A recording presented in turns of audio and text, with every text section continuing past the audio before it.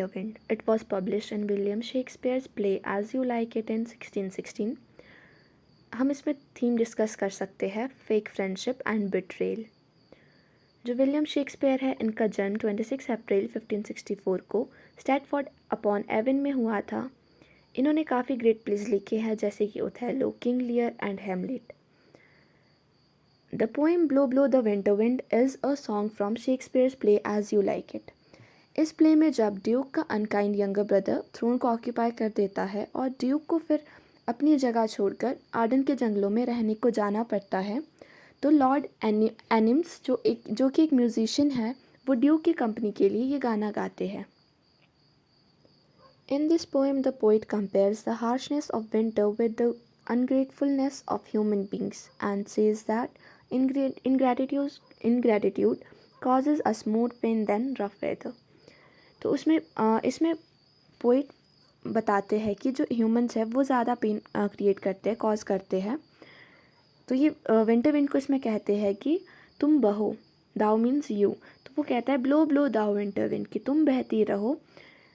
और वो कहता है तुम दूसरों के बारे में नहीं सोचती, पर तुम इतनी भी अनकाइंड या क्रूअल नहीं हो जितने ह्यूमंस होते हैं।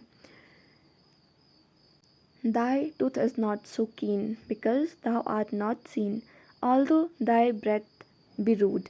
तो इसमें कहते हैं कि जो तुम्हारे दांत है, तुम खाती हो, मतलब तुम ये बताना चाहता है, वैसे दांत होते नहीं हैं, तो ये कहता है कि जो तुम्हारे दांत है वो चुभते नहीं हैं क्योंकि वो दिखाई नहीं देते, लेकिन जो तुम्हारी सांसें है, ब्रेथ मतलब तेज़ हवाएं हैं, वो काफ़ी रफ़ है। तो वो कहता है कि the discomfort caused by the cold winter does not hurt us as much as the ungratefulness of those who we have helped.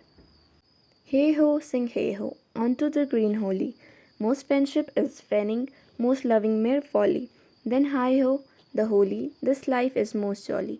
तो इसमें ये कहना चाहते हैं कि जो एक ह्यूमन है, फ्रेंड्स है, वो सिर्फ अपने मतलब के लिए फ्रेंडशिप करते हैं, वो सिर्फ अपना इंटरेस्ट देखते हैं, और वो जो लोग हैं हमारी लाइफ में वो काफ़ी बिट्रे भी करते हैं। तो वो ये कहता है कि अपनी लाइफ एंजॉय करो।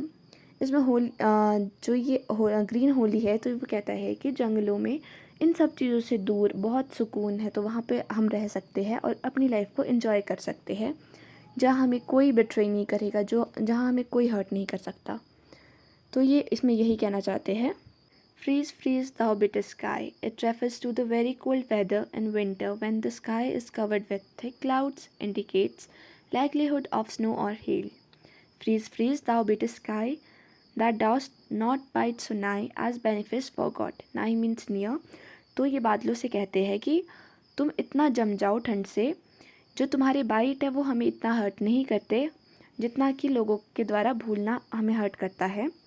दो Thou the water's rap, thy sting is not so sharp. तो कहता है कि जो तुम्हारी स्टिंग है वो इतनी शार्प नहीं है, as friend remembered not.